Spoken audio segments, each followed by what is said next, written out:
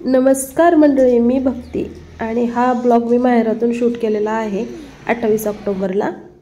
आणि दुपारचे 2:15 वाजलेले। आचार्य आले बालुशाही बनवण्यासाठी। तर मामद्याचा कार्यक्रम आहे। मामद्याचा कार्यक्रम म्हणजे चारधाम यात्रा ते आपण करतो ना सगळे देव, त्यानंतर पाणी उजवायचा जो कार्यक्रम आहे तर त्याला लातूर साइड म्हणजे मराठवाड्यामध्ये मामद म्हणतात। तर माझ्या आईचा तेच मामद्याचा कार्यक्रम आहे। तर गेल्या वर्षी पूर्ण भारतात जेवढे देव आहेत चारधाम यात्रा हे सगळे देव आईने केलेले आहेत। आणि आचार्य आले तर बालुशाही बनवायची आहे 10 किलोची आणि मी तर चहा बनवते, सगळे कामामध्ये आहेत। तर मला किचनमध्येच काम करायला आवडतं म्हणून मी किचनचंच काम घेतलं आणि स्वयंपाक वगैरे तर सगळा मीच केला होता। सकाळी आईनं वड्याची भाजी हे सगळं केलं होतं आणि चहा केला। आणि तर माझं तोंड सुद्धा चालू आहे दिवाळी खात खात।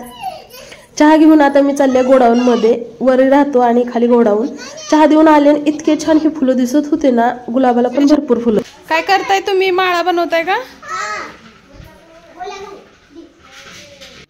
चहा पिला, भांडे हे सगळे गोळा केले आणि लगेच त्यांनी ना बालुशाहीचं मळायला सुरुवात केली। तर मैदा, डालडा, गरम तेल, गरम पाणी हे सगळं त्यांनी तिथं घेतलं आणि मला शिकायचं होतं म्हणून मी आणि माझी आई सुद्धा आम्ही बघत होतो, कारण मला बालुशाही बनवता येत नाही आणखीन।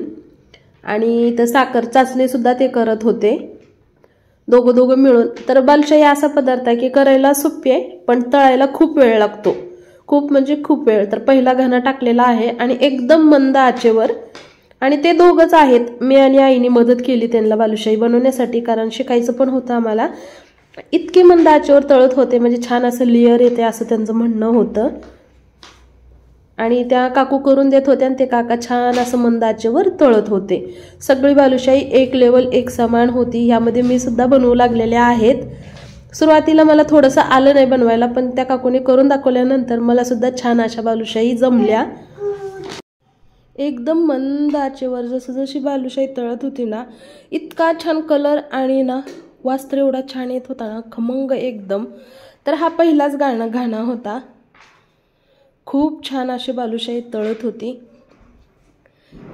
आणि मला कधी बालुशाही खायला आवडत नव्हती, पण ह्या वेळेस मी स्वतः बघितलं ना, आणि डालड्याचं प्रमाण सुद्धा कमी होतं, एवढं जास्त नव्हतं। त्यानंतर मग पाकामध्ये थोडासा कलर टाकायचा होता, फूड कलर टाकला आणि ते मी इथं मिक्स करून घेतलं।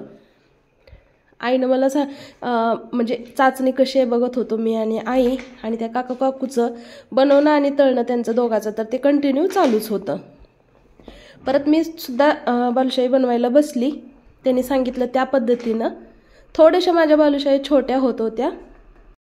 आमच्या घराच्या खाली गोडाऊन आहे, तर त्या गोडाऊनमध्येच आम्ही इथं बालुशाही बनवत होतो। तर बालुशाही झाल्यानंतर ह्याच ठिकाणी आमचं भजन होणार आहे, कारण उद्या मामद्याचा कार्यक्रम आहे ना, त्यामुळं आम्ही झटपट सगळेजण मिळून लवकर उरकायचं बघत होतो। जागा रिकामी करायची होती आम्हाला, स्वच्छ करून परत इथं सगळं भजनासाठी मांडायचं होतं। तर हे बघा, इतक्या शिल्लक बनवून आम्ही टाकलेल्या होत्या। आईनंही मदत केली, मी सुद्धा, आणि त्या काकू तळत सुद्धा करत होत्या। आणि काका पाकामधलं काढून छान असं मोठ्या ट्रेमध्ये हडकायला ठेवत होती। तर इतके छान बालुशाही बनवली ना, खरंच मी कधीच बालुशाही दुकानातली खात नव्हती। खाल्ले ना, मला एकदम असं मळमळ करायचं त्या डालड्यामुळं, पण हे सगळं साहित्य घरचं वापरल्यामुळं ना खूप भारी, तेल सुद्धा चांगलं फ्रेश होतं। परत डालडा, इतक्या जवळून मला बालुशाही बघायला पण भेटली कशी बनवतात आचारी पद्धतीची, आणि शिकायला सुद्धा भेटली। तर मी खरंच अगदी मन लावून इथं करत बसली होती, कारण मला शिकायचं होतं। तर माझी कुठली बालुशाही चांगली जमत होती आणि कुठली वाकडी तिकडे बरोबर त्या काकू पकडत होत्या, म्हणजे कुठली छान बनली आणि कुठली मी चुकीची बनवली। लेकरं बाहेर खेळत होते, तितक्यात मंडप सुद्धा आला। मंडपची गाडी येऊन मंडप टाकून गेली। तर आता थोड्याच वेळामध्ये, आणि भाजीपाला सुद्धा आलेला आहे सगळं, 20 किलो बटाटे हे सगळं। तर जवळजवळ 300 ते 400 लोकांचा स्वयंपाक आहे। लेकरं इतकं खेळत होती, दीदीचे 3 आणि माझे 2, 5 लेकरं घरचीच झालेली होती। असं धिंगाणा घालत होती ना, विचारू नका। मी इथं वाईसवर करते, कारण रोडनं ट्रॅक्टर गेलो होता आणि त्यावर मोठ्या आवाजामध्ये गाणं चालू होतं। तर समर्थ आणि सम्राटला मी सेम ड्रेस घातलेला आहे आणि कसे खेळतात बघा। हे आहे दीदीचा मुलगा गोल्या, आणि इथं जानू दीदीने शूट केलंय, त्यामुळे ह्या व्हिडिओमध्ये जानू दीदी दिसत नाही। मी तर आत बालुशाही बनवत होते, मला हे दीदीने शूट केलेलं माहिती सुद्धा नाही।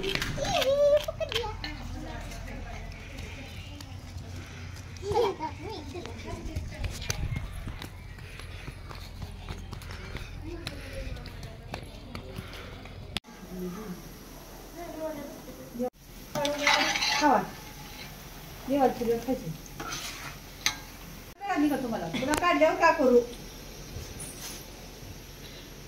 ती मऊ झाली सगळ्यात उकड पाठाने नाही त्याला लय वाढून राहिलं ना पाकात लय वेळ भिजली खुसखुस झाले जास्त आता हे डायरेक्ट पाकात टाकता का नाही थंड करू